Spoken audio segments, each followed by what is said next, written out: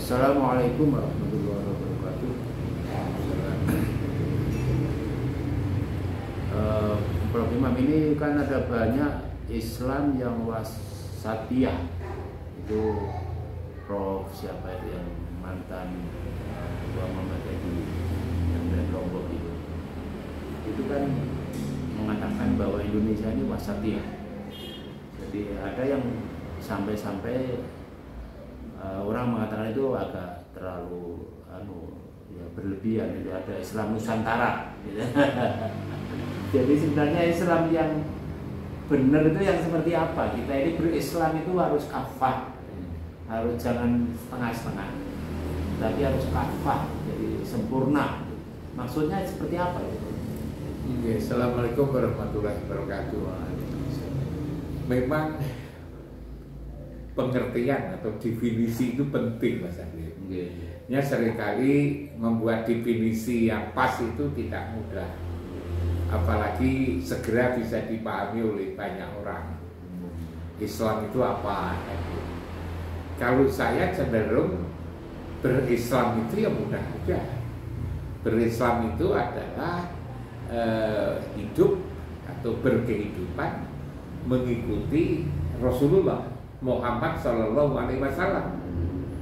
Jadi bagaimana kita bisa hidup ini mengikuti utusan Allah atau Rasulullah ialah Muhammad Sallallahu Alaihi Wasallam. Pertanyaannya adalah yang diikuti apanya? Itu kan juga menjadi problem lagi. Apa hal-hal yang bersifat fisik? Misalnya bagaimana bajunya, bagaimana telumpahnya, bagaimana surbannya, gitu kan? Bagaimana aksesoris yang lainnya? Ya boleh-boleh saja itu, tetapi itu sebetulnya tidak menyentuh hal-hal yang sifatnya substantif. Lalu yang ditiru apanya? Yang ditiru itu sebetulnya adalah sifatnya, kalau saya. Sifat Muhammad Rasulullah itu apa? Itu adalah sidik, amanah, tabligh, patonah. Sidik itu apa? Benar, Mas Abi. Nah, yang benar itu apa? Yang benar itu yang menurut petunjuk Al-Quran dan Sunnah, menunjuk petunjuk Allah dan Rasulnya. Amanah, bisa dipercaya. Kita pokoknya dalam hidup itu menjadi apa saja itu harus menjadi orang yang bisa dipercaya. Menjadi dosen yang menjaga kepercayaan masyarakat sebagai seorang dosen, menjadi petani, menjadi kepala keluarga, menjadi istri, menjadi anak, menjadi mahasiswa, peran-peran apa saja itu pegangannya adalah agar kita menjadi orang yang bisa dipercaya. Lalu ada tabligh, menyampaikan gitu kan, mampu menyampaikan, mampu menyampaikan ajaran-ajaran agama yang dia tangkap itu pada orang lain. Lalu dalam dunia modern ya keterbukaan, gitu kan. Lalu tabligh, sidik, amanah, tabligh, patonah, cerdas. Apa saja berdasarkan pertimbangan kitab suci tentu saja, apa yang berkait dengan keagamaan, lalu berdasarkan keilmuan yang diperoleh secara objektif dan rasional, terbuka, itu kan cerdas kan akhirnya jadinya itu. Kalau sifat-sifat itu yang dipegang, maka kan aman sebetulnya.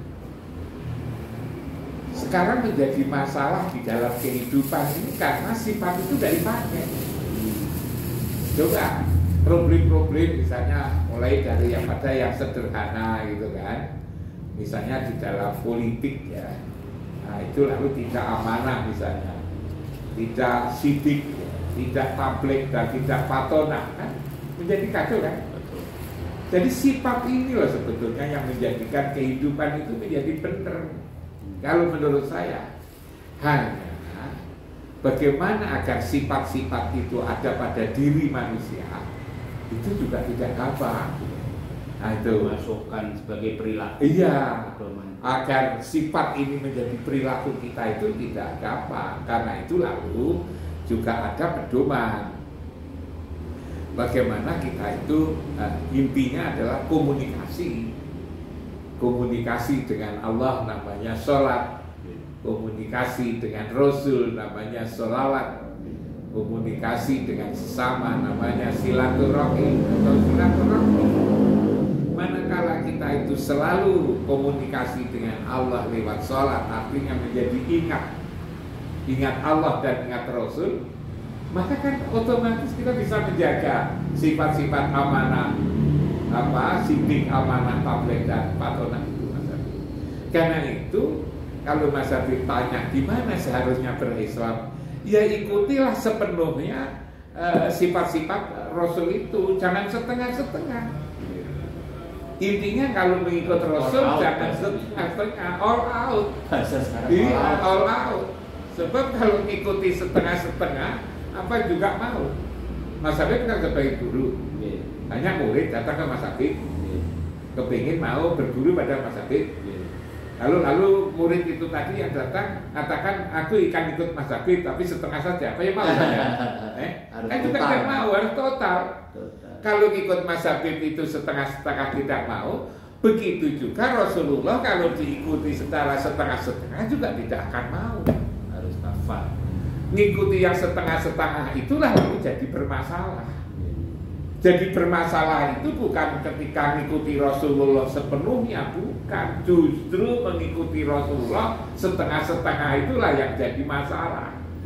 Dia tidak sidik, dia tidak amanah, dia tidak tabligh, dia tidak fatonah. Setengah-setengah saja, ya jadi bermasalah. Kalau terjadi kekerasan dalam beragama, terjadi konflik macam-macam ya, radikalisme, fundamentalisme, itu sebenarnya karena setengah-setengah itu. Iya betul. Karena itu kalau menurut iman saya, tak pahami Islam itu adalah ngikut siapa? Ngikut Rasulullah. Caranya ngikut gimana? Ya sepenuh-penuhnya ikut. Udkhulu fi silmi kafah wala tattabi'u khutuwatis syaitan, kan gitu dan seterusnya. Innahu lakum aduwwum mubin. Karena itu kalau ngikut yang serius, yang diikuti apanya? Yang diikuti jangan aksesorisnya saja. Boleh. Bahkan aksesorisnya tidak usah diikuti, tidak apa-apa. Seperti misalnya orang cenderung aksesoris. Sudah aksesorisnya, sorbannya ditebal-tebalkan, ikutnya dipanjang-panjangkan, bajunya juga begitu, kamitnya, lalu teropaknya. Ya itu boleh-boleh saja kalau memang itu dimaui dan budayanya memang menghargai itu. Tapi sebetulnya yang diikuti itu bukan sebatas aksesoris. Yang diikuti itu adalah sifat-sifatnya. Kan begitu. Nah, sifatnya apa? Sifatnya adalah sidik, amanah, tabligh dan fatonah. Itu menurut tema saya akan menjadi bagus. Lah tentu agar bersifat, agar sifat-sifat ini digunakan untuk bersifat, kan gitu kan? Kita itu kan punya sifat tapi tidak menggunakan sifat. Bisa saja kita tahu sifat-sifat itu tapi tidak menggunakan sifat. Maka kita mesti harus banyak, kita harus bertekad ya, bertekad, namanya bersahadat ya, itu kan bersaksi bahwa tidak ada Tuhan selain Allah, Muhammad Rasulullah, lalu sholat, gitu kan, lalu zakat, lalu puasa, lalu haji. Ini nanti kan ada teman Mas Habib yang dari Banyuwangi, nanti kan nanyakan kepada saya, gimana untuk memperbaiki akhlak ini kan, gitu kan? Saya katakan kalau lewat pendidikan nggak bisa. Buktinya apa? Buktinya orang yang sekolah sampai S3 juga juga tidak, sifat-sifat atau akhlaknya juga tidak jamin. Nah itu kalau pendidikan itu bisa memperbaiki akhlak, ya yang paling bagus S3, yang paling jujur S3, yang paling sabar, yang paling S3. Tapi kan justru malah anak-anak TK, anak-anak SD kita bilang itu. Lalu mereka tanya apa kalau begitu? Sholat. Yang bisa memperbaiki hati ini hanya satu, sholat, tak bilang gitu kan. Nah, tapi banyak orang sholat kok lalu juga masih nipu, masih bohong, masih konflik, masih seperti itu. Dia bilang makan juga masih korupsi, masih menuduh orang tuanya. Nah, tidak semua sholat, tak bilang gitu kan. Kepada teman Mas Habib yang dari Banyuwangi. tapi sholat yang khusyuk. Lah pertanyaannya adalah sholat khusyuk itu yang seperti apa? Saya bilang sholat khusyuk jangan ngarang-ngarang pengertiannya, ikut aja Al-Quran. Alladzina yadununa annahum mulaqu rabbihim, bahwa sholat khusyuk itu dia yakin ketemu ketika sholat ketemu Tuhan. Nah, apakah ya ketika sampai sholat tadi pagi ketemu Tuhan? Nah, dia tertawa. Gimana caranya bertemu? Tadi lalu tak bilang, ngaku bertemu itu kalau paling tidak bisa menjawab dua pertanyaan. Kapan bertemu? Di mana bertemu? Kapan bertemu ya tentu waktu sholat duhur, asar, maghrib, isya, subuh kan. Tapi di mana bertemu? Ada tempat pertemuan dengan Tuhan. Watahidu min maqami Ibrahim musholla, ambillah makom Ibrahim sebagai tempat sholat. Tempat sholat itu di makom Ibrahim itu. Karena itulah orang sholat di seluruh dunia ini menghadapnya ke tempat satu ini, titik ini, menghadap sini. Kalau tidak ke sini maka tidak dianggap sah sholatnya. Sebetulnya bukan hanya sekedar menghadap, tapi ingatannya harus di sini.